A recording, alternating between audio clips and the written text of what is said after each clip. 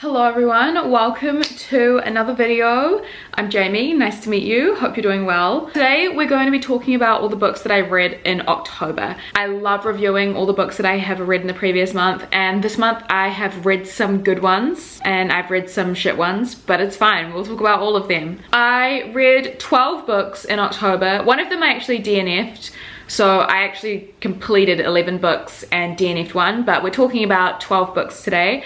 So I hope you have a nice drink. I have my coffee and let's just get started. So the first book I read in October was Blindside by Candy Steiner. This is a Kindle Unlimited romance. It's a college romance, it's a sports romance, it's also fake dating. It was actually really good. I rated it 4 out of 5 stars. It was really cringy in moments, which I will explain, which is why it gets the 4-star rating, but for the most part, really fun and really entertaining and completely took me by surprise. And now I feel like Candy Steiner is very much going to be like an author that I keep an eye on. I actually have read another Candy Steiner book before. I think I've read a book called Weightless before I read this one. However, I didn't love Weightless as much, whereas this one was just really fun, such a good time. Basically, we follow our main character Gianna. She is a sports journalist at her college, and we also follow Clay, who is the star quarterback, footballer, whatever. He's on the football team. We follow both their perspectives, so it's dual perspective, which is one of my favorite things ever.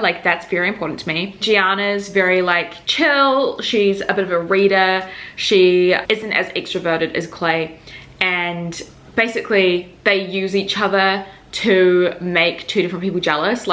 Clay wants to get his ex-girlfriend back, whereas Gianna's got her eye on this sexy musician guy. So they plan to fake date to get the attention of those two people, which is, you know, a classic motivation, classic story. But it gets much more interesting because then once Gianna has kind of caught the eye of this musician that she has a crush on, she realizes that she's incredibly sexually inexperienced. All she knows about sex is what she's read in her romance novels. She doesn't actually have any hands-on experience. She hasn't done the field research.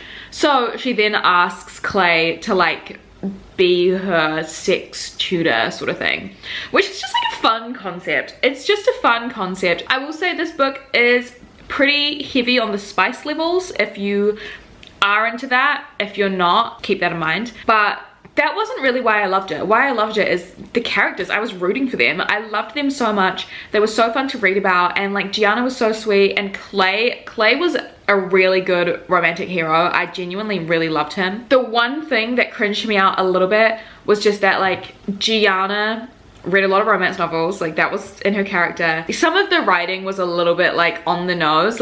Gianna would call Clay, she would be why is he acting like such a cinnamon roll right now? He's such a cinnamon roll romance hero. That was just a bit on the nose for me and a bit cringe. And the fact that they would talk about the romantic tropes and try and make it a bit meta, but really it wasn't really that meta. It was just kind of cringe. I'm sorry, I'm really overusing the word cringe right now. But yeah, there were a few things where I was just kind of oh, this is a bit corny. But apart from that, it was just a really good romance, and I really recommend this if you are looking for something nice and easy and light to read. This was definitely very light, and I really enjoyed it. Next, I read Anxious People by Frederick Bachman. I actually read this in a reading vlog as well, so if you did want to know my full in-depth thoughts, I would recommend watching that reading vlog. But basically this is about this bank robbery, and it all kind of goes wrong. It's not a super linear storyline because we've got a bunch of different characters in this kind of situation, and we learn about all of them. We learn all of their backstories, we learn all about their lives and how they're all very interconnected, and how their lives are kind of woven together, while the backdrop is the fact that they're all stuck in this heist situation. Not heist situation, sorry, this hostage situation. It was so heartwarming and so hilarious. The actual comedy in this novel was laugh out loud. Genuinely so funny, while not making fun of the characters. Yeah, these characters were a bit silly sometimes, but they weren't caricatures. They were still very well fleshed out human beings, and I feel this is just such a good book about the human experience. And I don't know, it was just a really beautiful story while also being hilarious, and I loved every single one of these characters. It was also so cinematic in a way. I feel this needs to be a movie. I don't know, I just loved it, and it just reminded me how much I love Frederick Buckman, and he's now like just an automatic will be buying every book he writes sort of author for me. Next is the book that I actually DNF'd, and that was The Best Thing by Mariana Zapata. I also talked about this extensively in the same vlog, I think. But basically this is a romance novel. It's a second chance romance. So our main character, whose name I have forgotten, she was like ghosted by this rugby player who was this a New Zealand rugby player. She was ghosted by him, but he like comes back and he's all like, I'm sorry, let me explain about the past like couple of years or whatever, that she also actually had a kid. She got pregnant to this man, never told him, and he's all like, wait, what? And he like comes back and he realizes he has this family that he had no idea about. So yeah, all second chance romance, classic Mariana Zapata, like very slow burn. It's a really long book, and I think I got through like 50% before I realized I just couldn't do it anymore. Like it was too slow. It was too slow for me. And I really didn't like the main character. I don't mind miscommunication. Like I don't mind that as a plot device. Sometimes it's necessary and it works, especially for like smaller conflicts. But it really frustrates me when there's like a miscommunication thing going on and there's a very simple explanation for things, but the main character just refuses to listen or refuses to hear anybody out. And while I think that is fine for real life sometimes, like if you want to protect your energy, protect your space, and you don't want to hear someone out, that's fine. It's real life. You don't have to do that. In novels, in like fiction and literature, I don't want that. I want the story to progress, thank you. You know, like I just feel like it's a better way to structure things than just like the character refusing to hear any explanation. It just bothered me, and I didn't like the main character. She was way too mean. She just used too many swear words. I don't really care when people say curse words. I don't care when people say fuck all the time. I have a really bad mouth. I have really bad language, but it's just so not clever when the author just like makes their main character like say fuck every second word. She kept calling the male love interest like the fucker. There are better insults. But yeah, I DNF'd this one at 50% because it was just too slow, which I never usually say because I love slow burn, especially when it's Miss Mariana. But yeah, so these next few books are the books that I read when I did a 24-hour reading challenge, reading only scary books. So I'm gonna go through these ones quite fast because I've already got a full reading vlog on them. But the first one I read for that was The Paris Apartment by Lucy Foley. I have read all three of Lucy Foley's thrillers, and I feel like this one is by far my favorite out of the three. It's about a main character called Jess, and she's like going through a bit of drama at home in London, so she decides to visit her brother Ben in Paris. He's got his own really nice apartment, and she visits him, nowhere to be seen. And then she's like trying to interview all these people that like live in the apartment with him, and there's some shady shit going on. She doesn't know who to trust, she doesn't know who to talk to. I don't know, it was just a really well told thriller, lots of twists and turns. I didn't guess the plot twist, but when it happened I was like, good one. That makes so much sense. It was just fun, like trying to figure out who you should trust. I love thrillers. I'm sorry, this is a really bad wrap up because honestly I'm feeling kind of sick, but I'm trying my best. Anyway, it was just really fun. Okay, one thing I will mention, which is why it's a 4-star and not a 5-star, is I feel like Lucy Foley, she's got a bit to go before she becomes like a really good writer, I think. Like she's really good at crafting a story, and I feel like with thrillers, you know, it doesn't have to be like super well written, like so picturesque. All you really need to do is have a good plot, good characters, and can construct and structure a good story and create an atmosphere. I feel like Lucy Foley has done that and is good at that. Needs to work a little bit on creating the atmosphere. Like it was thrilling, it could be more thrilling. And there were a few things where she would do like these kind of like end of chapter cliffhangers and be all like, oh my god, what's gonna happen? And then like literally right at the beginning of the next chapter it's like, and it was just this thing. And it feels very juvenile and very like the Goosebumps books, but it was still good. Anyway, that's all I'm gonna say on that because like I said, I'm feeling sick, but I also do have like a full reading vlog on that one. And then I read Night Bitch by Rachel Yoder. This was 3 out of 5 stars for me. It was just a bit wacky. It was just a bit wacky. So basically it's about this new mother. She has a little like toddler little boy, and her husband, he's like still working, and she's like a stay-at-home mom. She had to give up her art career, and she's really frustrated by that, and she has a lot of pent-up anger. So she starts turning into a dog, and she like studies like female rage, and she finds this like witchy book that this woman has written about like women turning into animals, and it's all just a bit crazy. It's all just a bit crazy. I would say for me, it was just a bit too wacky. Like, it was just a bit too weird. Like, I had a really fun time reading it, and some parts were really, really funny, but like it didn't leave a super lasting impression on me. I will also say, and I'm not sure if this was intentional, but as the reader, I felt really disconnected from the main character, because it was all told in third person, like with an omnipotent narrator. But I kind of wanted to be inside the woman's head, you know, like for a book like this, where it's very stream of consciousness and like very introspective and like crazy and weird, I would love to be inside someone's brain. But because I was kind of, you know, we're watching over them rather than being inside their heads, I felt a little disconnected, and I feel like I would enjoy it way more if it was told from the perspective of our mother slash dog. I'm glad I read this, because it is not like much else I have read before. Like, it was very, very fun. It was very creative. It was very original. I feel like me saying it was super creative and original, they kind of sound like backhanded compliments. I am not intending for them to sound like backhanded compliments. I liked this, but I'm not gonna lie, I'm reading off the back and it says creative and imaginative and original. So there we go. Moving on. The next book I read in October was The Devil Makes Three by Tori Bovalino. This was actually a YA horror. I rated it 4 out of 5 stars. I had the time of my life. I had such a good time reading this. I was in shock. Basically, it's about this girl, and she goes to this elite boarding school with her younger sister, and she's on scholarship. She has to like work at the library. The principal's son, this guy called Elliot, he practices witchcraft because his mum was a witch, and his mum is really sick, and he's trying to learn like these curing kind of spells. So he's getting out all these like magical grimoires and stuff like that, and then Tess, our librarian character, she's like, oh my goodness, like what are you doing?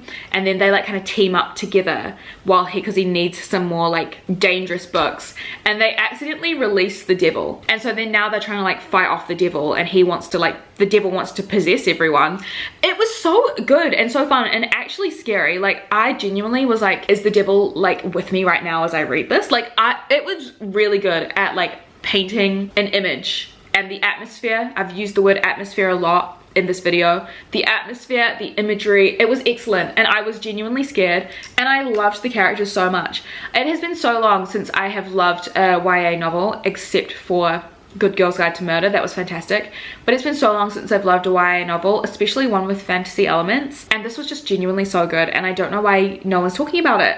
Why is no one talking about this? I really liked it, and it was just really good for the season. One thing about me, fun fact, if you will, is I love books that feature the devil, and actually any media that features the devil possession, making a deal with the devil, very Faustian media. I'm obsessed with it. Like, I don't know why, it's just one of my favorite tropes of all time, is just dealings with the devil. So this was very much up my alley, and I genuinely think it was really good, and all the characters amazing. And yeah, I can't really think of anything else to say about it. The next book I read was The Kind Worth Killing by Peter Swanson. This is a thriller crime novel, and I rated it 5 out of 5 stars. This was amazing. This was amazing.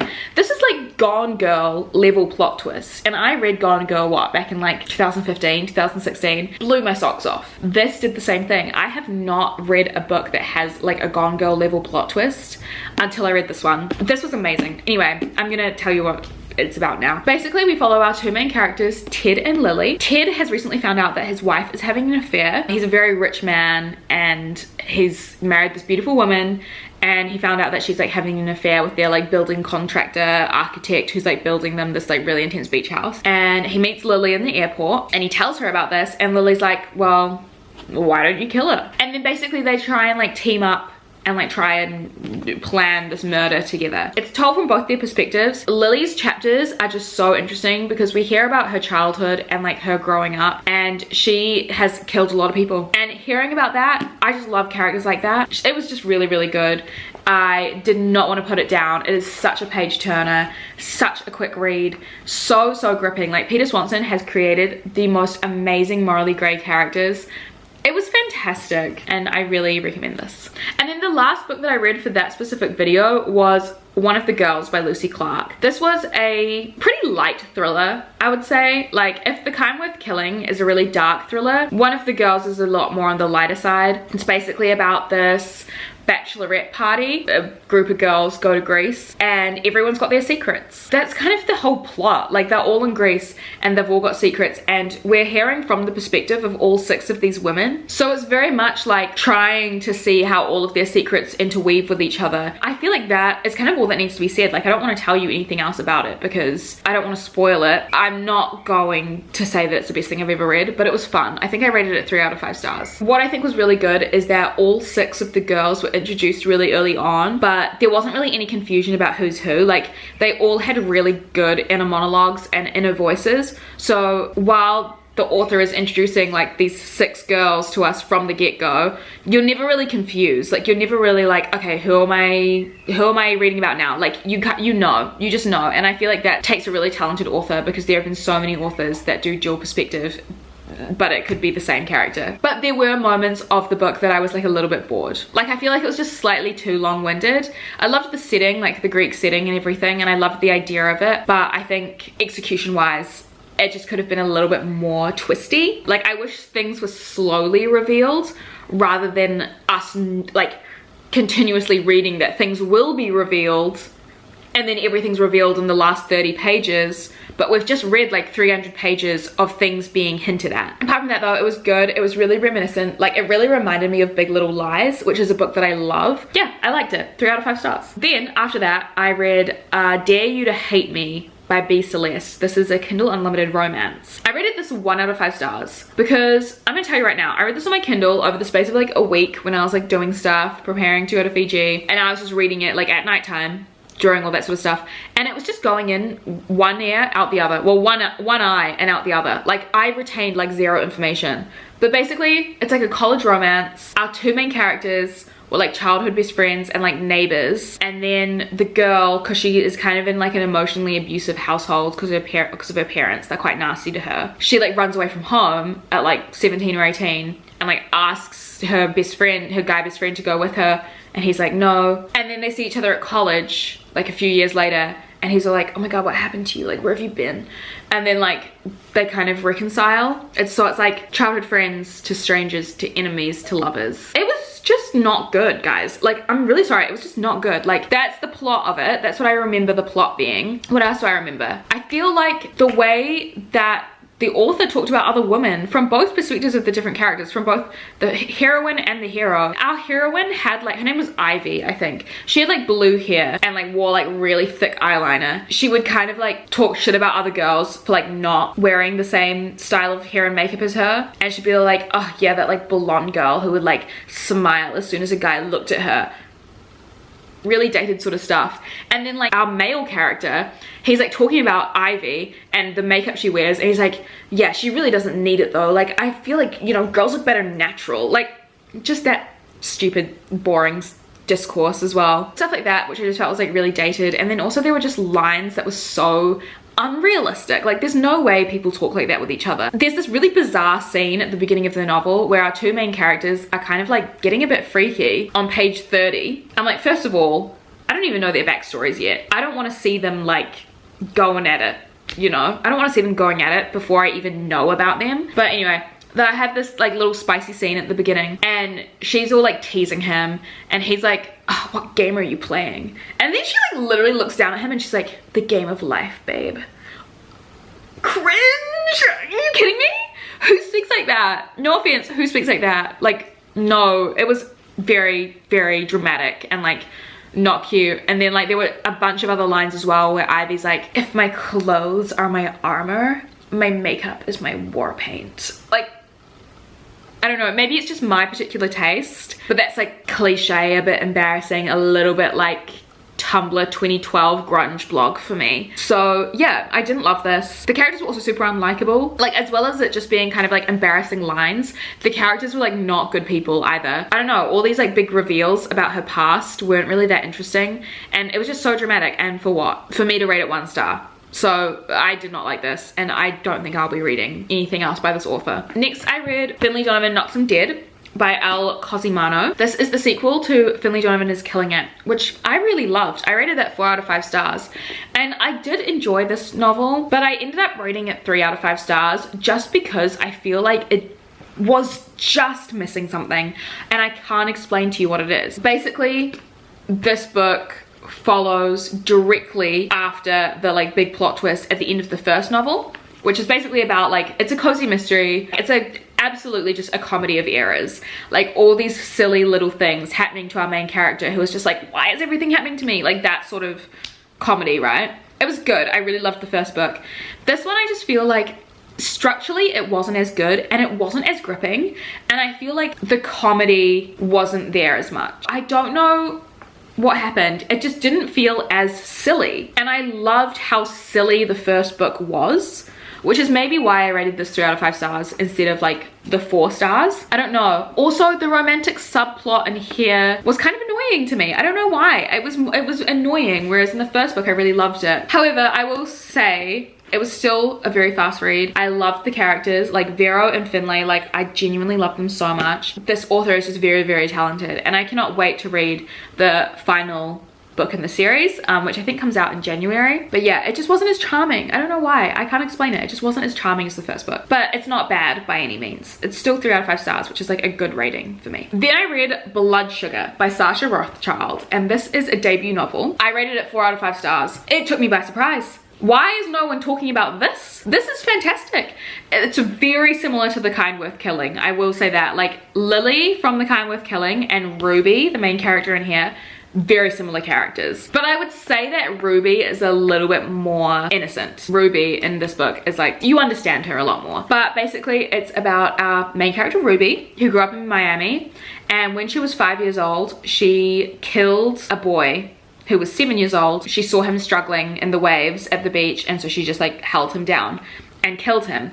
And she kept waiting for this guilt to like come, but she never felt guilty because the little boy was like bullying her sister, so she felt like she did something good to the world. So as she grows up, she collects a few more bodies, right? Until her husband dies, and she's been accused of murdering him, but her husband is the one person that she didn't murder. So she's like finally being investigated for all these people that have like died around her, but it's all because of this one murder that she didn't actually commit. So we follow like her whole life story, like her whole journey from growing up and like killing people occasionally, but also just kind of being a normal person, to then also following the story of her being like interviewed by this detective and going through this whole like investigation. So it's dual timeline, which I think it was done really, really well. It was really clear which timeline we were following without it being like stated in the chapter heading or anything like that, which I just thought was very expertly written. I don't know, you just really feel for Ruby. Like, I feel like her story and her character, it was just excellent. I wouldn't even say she was morally grey, like,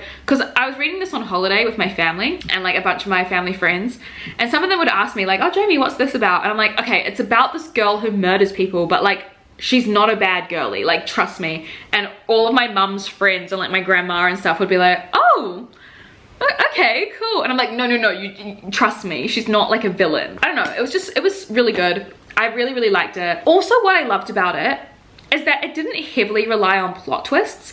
I feel like with a lot of thrillers and mysteries, it's only really considered a good thriller mystery if it's like got a really good plot twist. I feel like that's sometimes how the general public like reads these novels, and especially how I read it sometimes. Like, I'll be like, oh, this book is average, and then the plot twist will get me and I'll be like, oh, 4 stars. Whereas this one doesn't really have any crazy plot twists, but you keep wanting to know what happens next. And I think that is really, really good because it's not something that I find super common in the genre. So it was just nice to like read something new, and like it didn't feel like other thrillers that I have read. It felt like it really stands on its own 2 feet without having to like rely on a crazy plot twist. Anyway, I really recommend this, and it was great. It was great. And then finally, the last book I read in October was Love in Other Words by Christina Lauren. This was a big disappointment to me because I was expecting to love this. Like, everyone loves this book, right? I have heard so many positive things about it. I rated it 2 out of 5 stars. I was bored. Dare I say it, I was bored. We follow our two main characters, Elliot and Macy. They're like childhood friends after Macy's mum died, and they like grow up, they fall in love, and then all of a sudden they're estranged for 11 years. Then they like find their way back together, and Macy's now like engaged. Yeah, it's basically like these two different timelines of them like meeting again in 11 years after like they have like never spoken. My issues with it were the fact that first of all, it was boring. Like, I kept waiting for something to happen and nothing happened. It's just these two characters like thinking about each other and being like, oh my god, like it was boring. I feel like nothing really happened up until like the final like 30 pages where something finally happened. I think a big part of that as well is that like nothing happening is all good. Like, we can just learn about the characters. It can be a character study, that is fine. But the characters were also so boring. Yeah, they both liked words and books. There wasn't really anything else to them. They're both just kind of like soft spoken, and like, yeah, Macy had like a lot of trauma from like her mum dying and stuff, but there was not really anything else to them. I can't explain it. I really can't explain it, but they were boring. The whole book kept teasing us like, oh, like, yeah, that thing that happened 11 years ago, like that changed everything, which meant that we never saw each other again. It kept teasing us about this whole thing, and then when it's finally revealed what happened, I was kind of like, oh.